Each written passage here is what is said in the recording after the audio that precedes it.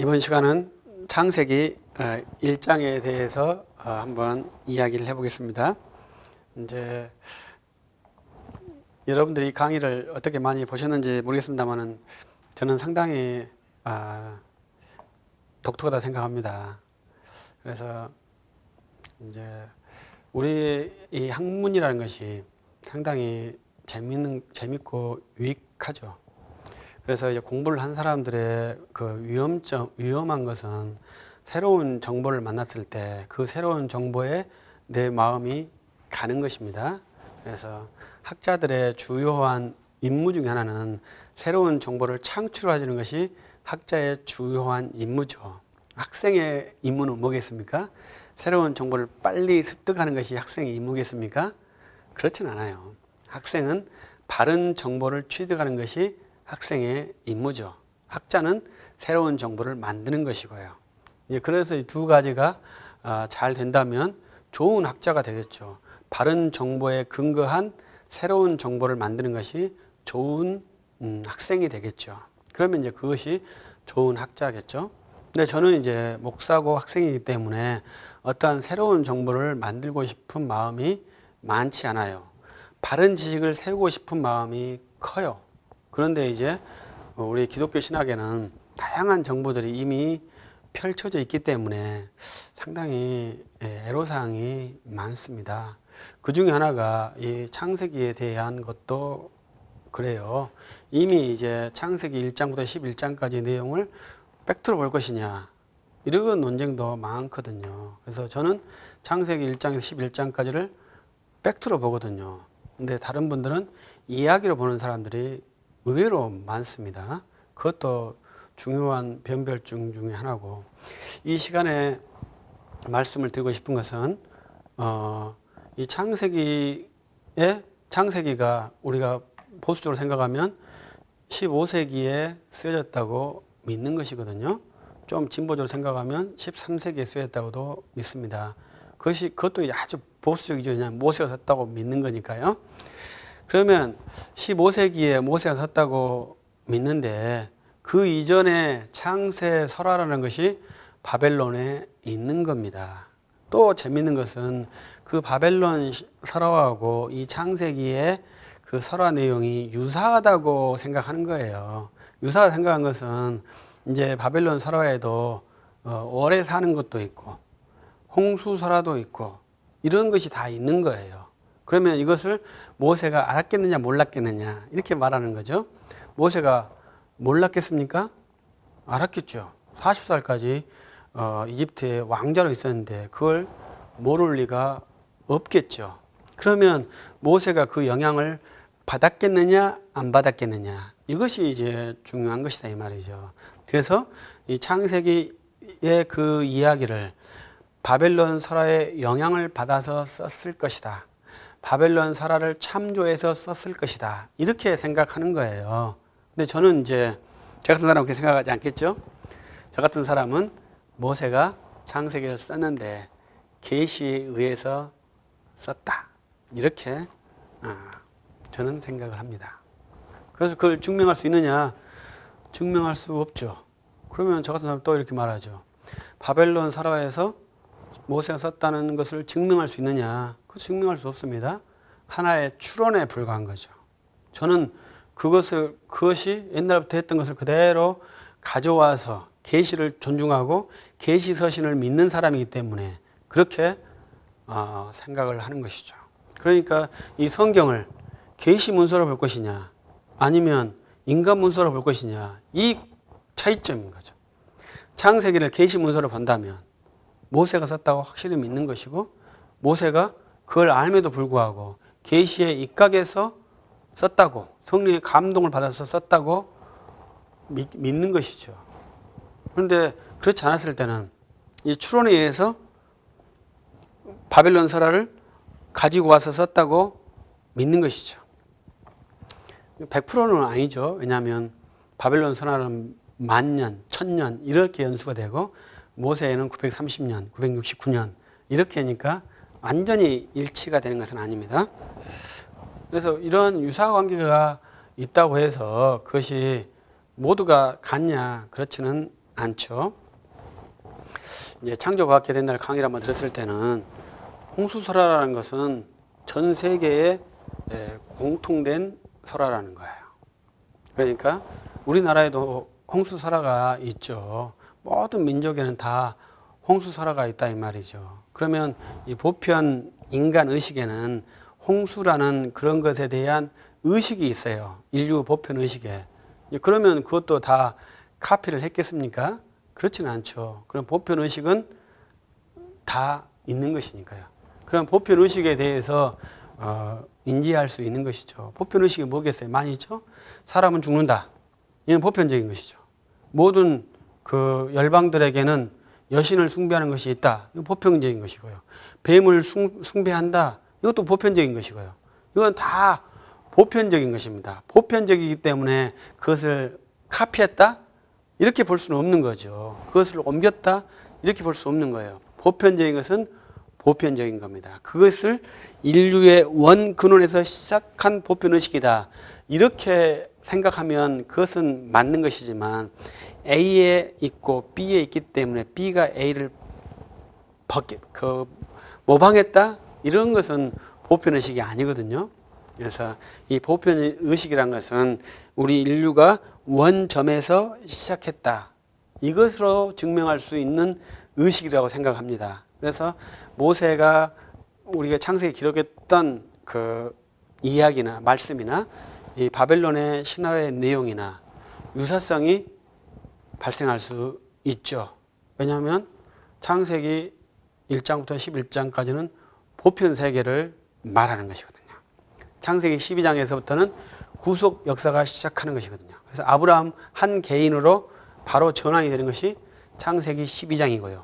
그 1장까지는 바벨까지 등장해서 현재 우리가 왜 언어가 이렇게 많은지까지에 대한 일반 보편 생각이죠. 그러니까 당연히 같을 수가 있죠. 그 같은 것을 가지고 먼저 발견된 후대 문서라고 해서 그것을 복사했다. 그것에 영향을 받았다.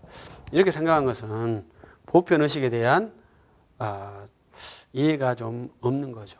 모든 사람이 죽으니까 우리가 이주해서 가면 그 죽은 것을 모방해서 죽는 겁니까? 그렇지는 않죠. 인간의 기본적인 그 성향은 태어나면 죽는 것이죠. 그런 것처럼 보편의식이라는 것은 인류 전체에 다 있는 것이죠. 그것은 참 부정할 수 없는 겁니다. 그래서 창세기 1장을 보실 때, 창세기를 보실 때 바벨론 설화에서 영향을 받았다. 이렇게 생각하시는 것은 부당합니다. 두 번째로는 창세기는 6일 창조를 말하는데요. 이 6일 창조를 24시간을 보느냐, 이것이 중요한 문제 중 하나죠. 저 같은 사람은 24시간으로 보겠죠. 어떤 사람은 24시간 보지 말자, 이러한 견해들도 많이 있죠. 근데 24시간으로 안 봐야 될 이유가 뭐냐?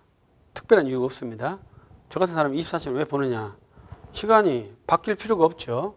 전능하신 하나님께서 이 시간을 늘렸다 줄였다 이렇게 하나님의 기준이 늘었다 줄였다 하는 분이 아니잖아요. 그러니까 첫날부터 24시간, 둘째 날 24시간, 셋째 날 24시간, 넷째 날 24시간, 다섯째 날 24시간, 쭉 24시간 이렇게 지구의 자전 횟수, 자전 시간과 동일한 형태로 24시간이 되어야 그것이 상식적이고 전능하신 하나님의 말씀에 부합되는 그러한 것이기 때문에 그렇습니다. 근데 24시간보다 더 늘리려는 이유가 뭡니까?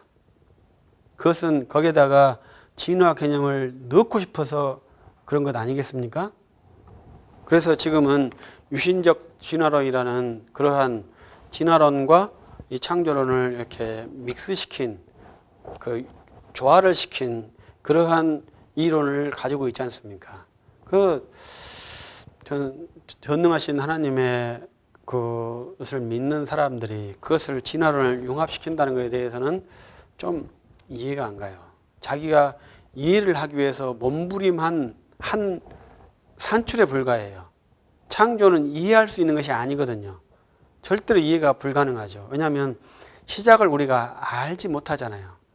안다는 것은 항상 어떤 기준점을 세팅해야만이 아는 것이거든요. 창조를 이해하려면 반드시 시작점을 알아야 하는데요. 그 시작점을 우리는 몰라요. 그러면 절대로 모른다는 거예요. 이와 비슷한 것은 여호수아 때 태양아 멈추어라. 이 개념이 이 말씀이 있었죠. 그래서 이 말씀을 누가 나사가 이렇게 시간을 조사해 보니까 그 시간만큼 비더라. 그래서 그 여호수아가 태양이 멈췄다는 것을 역사적으로 증명할 수 있다. 이렇게 이러한 내용도 있었잖아요. 저는 그걸 볼 때 처음에는 그게 굉장히 쇼킹했거든요. 근데 생각해 보면 바보 같잖아요. 처음부터 여호수아 때까지 시간을 알아야 그 시간에 빈 것을 알 수 있을 거 아닙니까? 근데 처음 시간을 몰라요. 시작점 모르고 현재점만 있는데 그 시간의 길을 어떻게 측정을 할 수 있냐 이 말이죠. 절대 측정이 불가능하죠. 처음 시간을 모르는데. 그래서 우리는 시간점을 정하잖아요. 기준점을 정해요. 그것을 저는 그 칼 야스퍼스가 쓴 추계 시대에 그 시대로 시간을 정했다고 생각을 해요. 그러면 그 야스퍼스 시가 이전에 추계 시대 이전의 시간은요 우리가 평가할 수 없다고 야스퍼스가 선언했고, 그 추계 시대라는 것을 다 인정한 사람은 그 기원전 7세기 이전에 5세기 이전의 작품들 시간들은 다 우리가 평가할 수 없는 구조라고 인식한다고 생각을 해요. 그런데 연구한다는 시간을 연구하고 천문학을 연구하는 사람들이 그것을 추론하려고 열심히 노력하지만 역으로 추론하는 거 아닙니까? 시작 시간을 발견하기 위해서 역으로 추론하는 거 아닙니까? 그걸 어떻게 알 수 있겠습니까? 지금 130억 년, 40억 년 이렇게 말하는 그 시작점을 어떻게 알 수 있겠습니까? 1억 년이 약인데 그 정확한 시작점을 알아야만이 알 수 있는 것인데 어떻게 그걸 알겠습니까? 불가능한 거죠. 그렇기 때문에 1억 년 전에는 130억 년 전에는 어떻게 보면 지구가 형성되지 않았던 시대죠. 거기에서 어떤 것이 지구가 형성됐다는 것은 상당히 좀 많이 불합리한 이론이라 생각합니다. 그래서 시작점을 말할 때는 창조주께서 시작한 것이 가장 간명하죠. 그걸 증명할 수가 없어요. 130년 전에 130억 년 전에 시작했다는 것도 증명할 수 없어요. 두 전제는 증명이 불가능한 겁니다.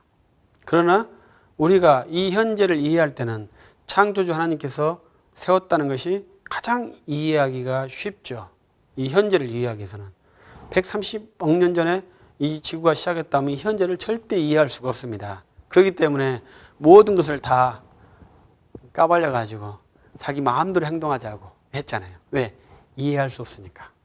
그러나 창조주 하나님을 믿는 사람은 그 창조주 하나님의 기준에 맞춰서 모든 걸 행동하려고 하니까 사람들이 봤을 때는 이해할 수가 없는 거죠. 그래서 왜 당사자가 자유를 원하는지를 알아야 돼요. 왜 자유를 원합니까? 시대정신이 원하는 자유하고 기독교가 말하는 자유가 달라요. 기독교는 아주 자유를 중요하게 생각하는 종교거든요. 그럼 기독교가 말하는 자유는 뭐예요? 어떠한 율법과 규례에도 불구하고 우리는 자유로울 수 있다. 왜? 그 율법과 규례를 만드는 그 주체를 사랑하는 사람이거든요. 그러나 일상적인 사람들은 자유를 좋아하는 사람들은 규제를 싫어하잖아요. 왜? 그 규제가 자기를 속박한다고 생각하니까. 그래서 무한한 자유를 만들 수 있는 그러한 법을 만들려고 하죠. 그것이 창조주 하나님을 믿느냐, 창조주 하나님을 믿지 않느냐, 이러한 차이점이죠. 그 절충하려고 하는, 창조주 하나님을 믿으면서 또 진화론을 믿으려고 하는, 수용하려고 하는 그 절충점에 온 사람들은 결국은 그 규례를 자기 마음대로 그 수리하고 싶은, 개조하고 싶은 그러한 욕망이 있다고 생각을 합니다. 그래서 창세기 1장의 하루는 24시간입니다. 고대 근동 문서 유사점이 있지만 그 유사점이 베낀 것이다, 참조한 것이다, 이렇게 생각할 수 없습니다. 그래서 창세기 1장에서 나오는 것이 이제 사람에게 나오는 문화 명령이거든요. 남자와 여자가 하나가 되는 그 가족을 이루는 형태와 땅을 경작하는 문화 명령이 창세기 1장에 등장합니다. 그래서 이 가정이라는 제도는 창세기 1장에 형성이 되죠. 그래서 이 가정을 근거로 해서 우리가 모든 생활을 살 수 있도록 하는 것이 일반적인 구조입니다. 그래서 이 가정이라는 것을 창세기 1장을 보면 바로 이해할 수가 있겠죠. 둘이 하나가 되는 것이 가정의 시작이지 않습니까?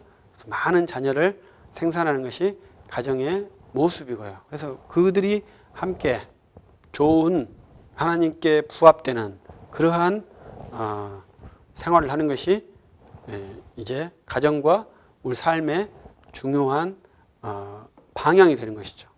그런데 이제 21세기가 들어오면서는 가정이 완전히 해체돼 버렸죠.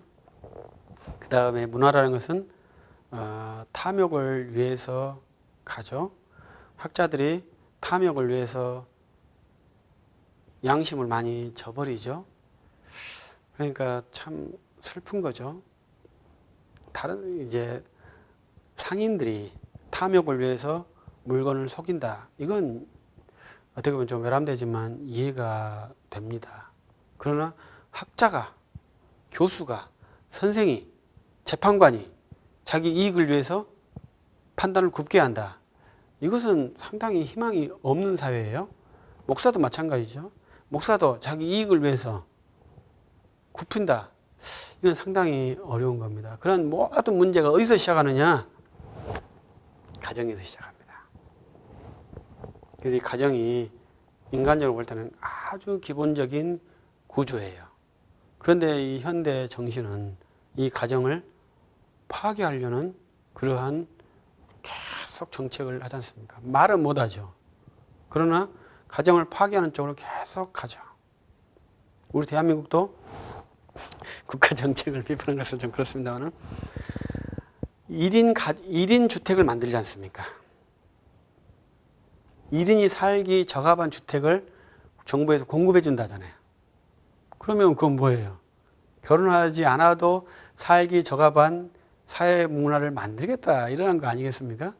반대로 어떻게 보면 가정을 이루며 살기 좋은 그러한 형태의 주택 문화와 계속 그것을 유도해서 가족을 이룰 수 있도록 하는 정책을 펴줘야 가정이 바르게 설 수 있지 않겠습니까?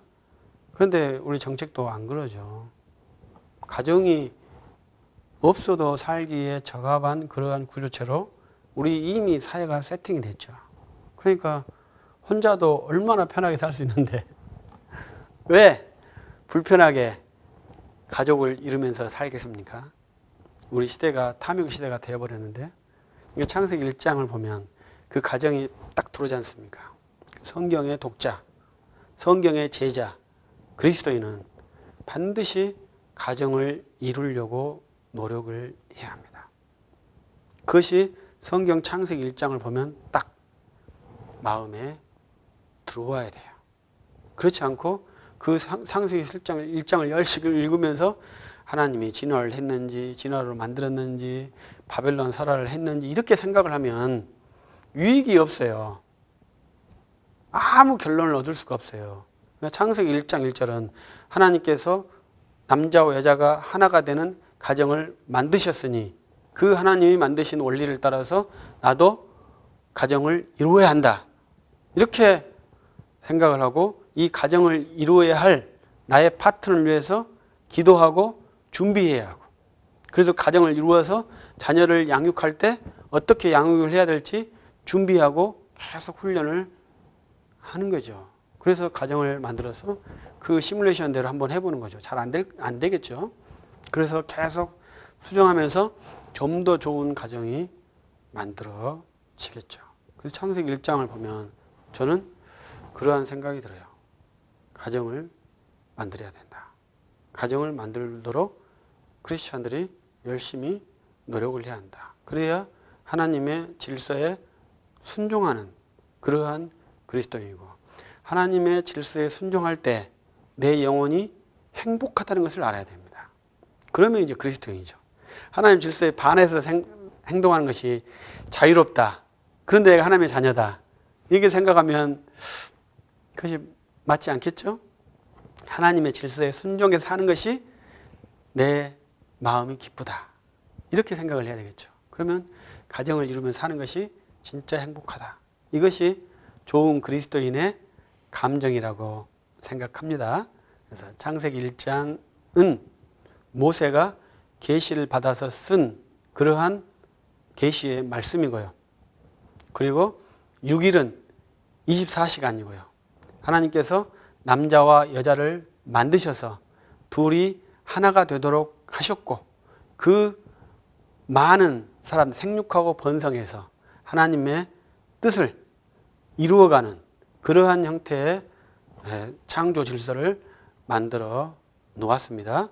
창세기 1장을 보실 때 창조주 하나님의 전능한 능력을 깊이 느끼고 찬양하고, 또 그 창조주 하나님께서 만드신 가정을 우리가 아름답게 만들 수 있기를 바랍니다. 마칩니다.